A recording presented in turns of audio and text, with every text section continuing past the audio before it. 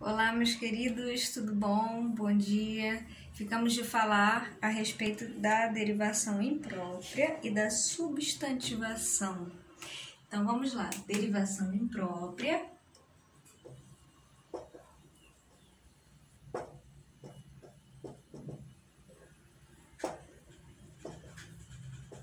Derivação imprópria. Estamos na página 45 do nosso livro. Na página 45 do nosso livro, lá embaixo, está falando sobre a derivação imprópria.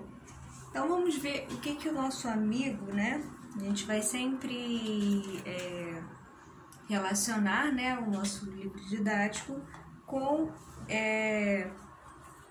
o que esse autor, né, o Carlos Alexandre Gonçalves, vai falar acerca da derivação imprópria.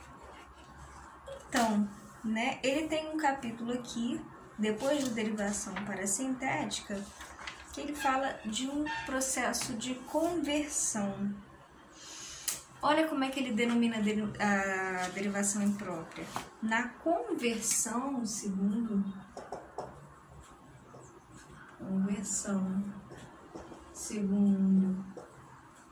o Carlos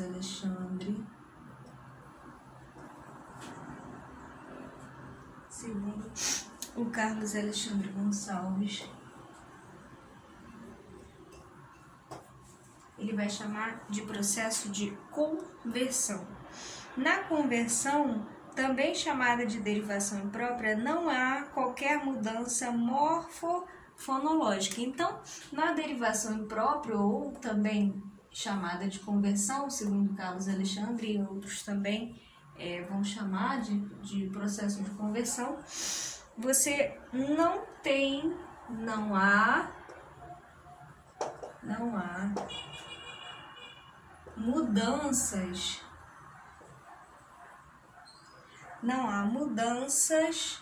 morfofonológicas.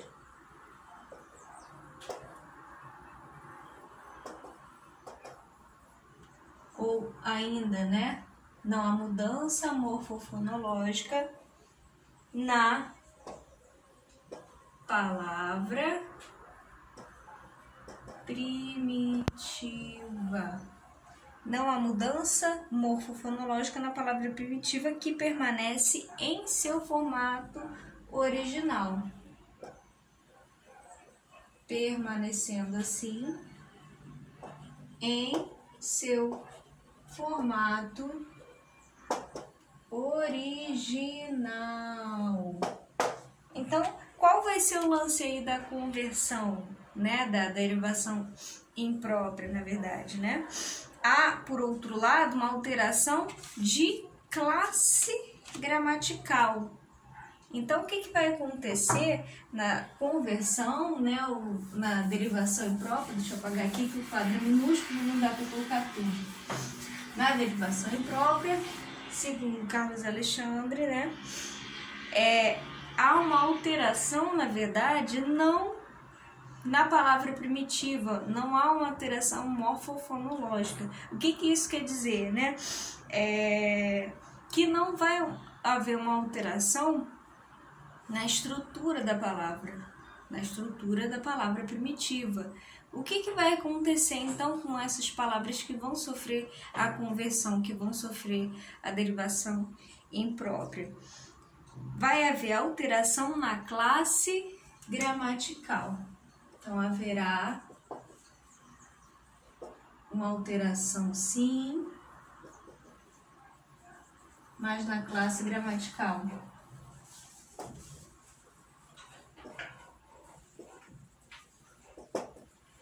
Na classe gramatical, com consequente mudança de significado. Então, automaticamente, né, é considerado um processo de derivação porque vai haver uma mudança de significado. Não é uma mudança na estrutura da palavra, né, mas é uma mudança de significado. Assim, sem sofrer, isso é o Carlos Alexandre falando, sem sofrer nenhum acréscimo morfológico, sendo de prefixo ou sufixo, ele não vai sofrer um acréscimo morfológico, nem de sufixo, nem de prefixo, ou a perda, né, como a gente viu na derivação regressiva, redução de massa fônica, uma palavra experimenta novo significado e nova classe. Então, o que vai acontecer aqui? Essas palavrinhas, elas vão fazer, né, experimentar um novo significado e uma nova classe, tá bom? Então, o que vai acontecer? Por exemplo, verbos vão passar a ser substantivos, adjetivos vão virar advérbios, podem virar advérbios, substantivos e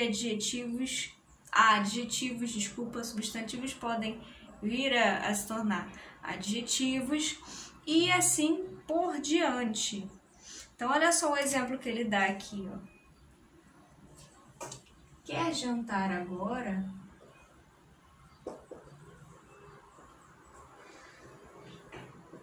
Quer jantar agora?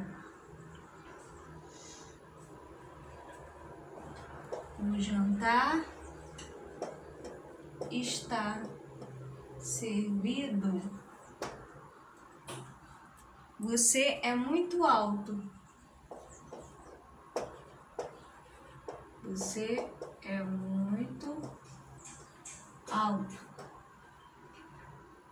Você fala muito alto.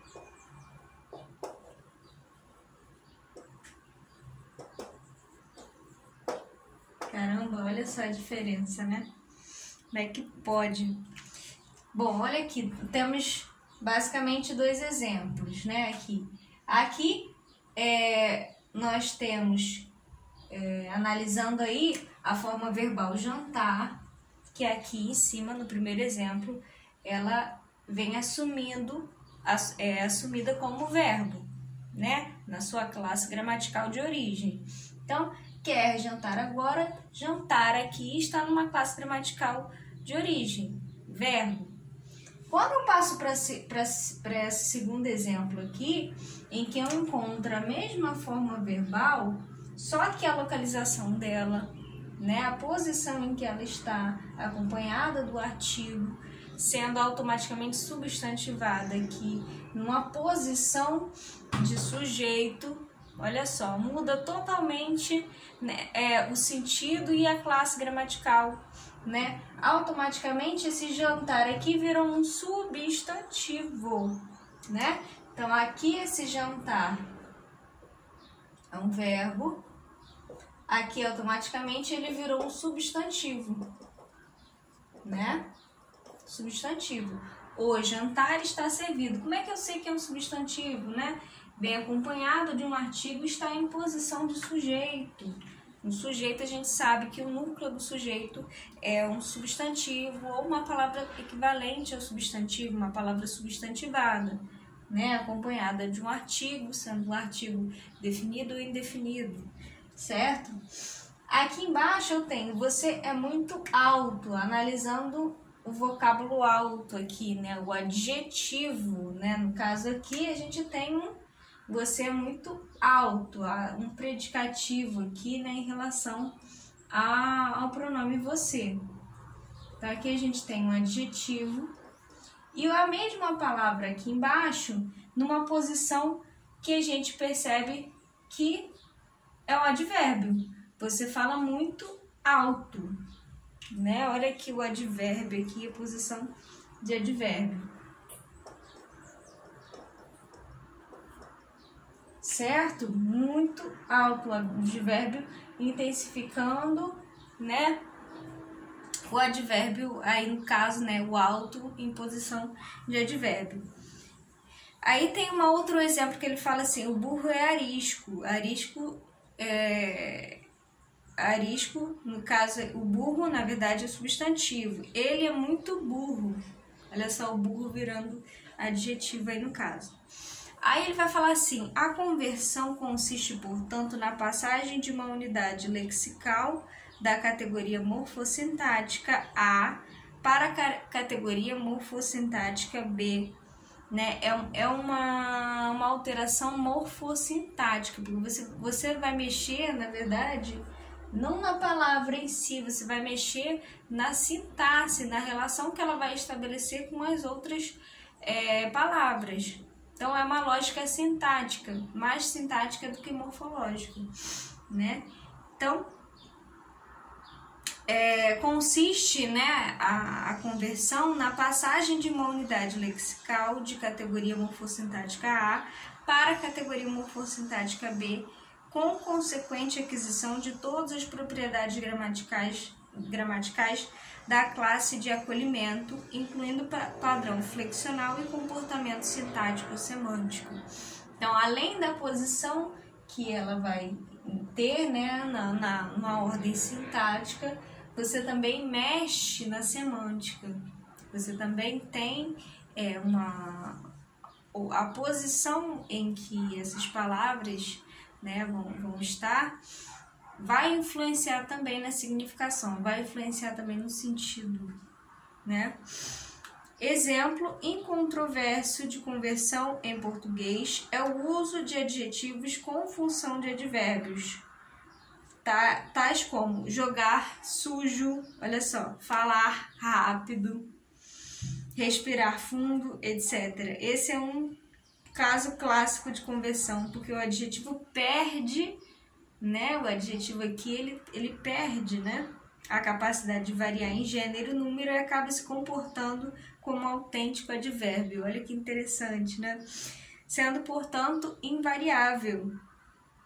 O que acontece aqui é que o adjetivo, ele, né, quando falar rápido, né, esses adjetivos, né, respirar fundo, né, jogar sujo, esses adjetivos, eles acabam se tornando invariáveis por receberem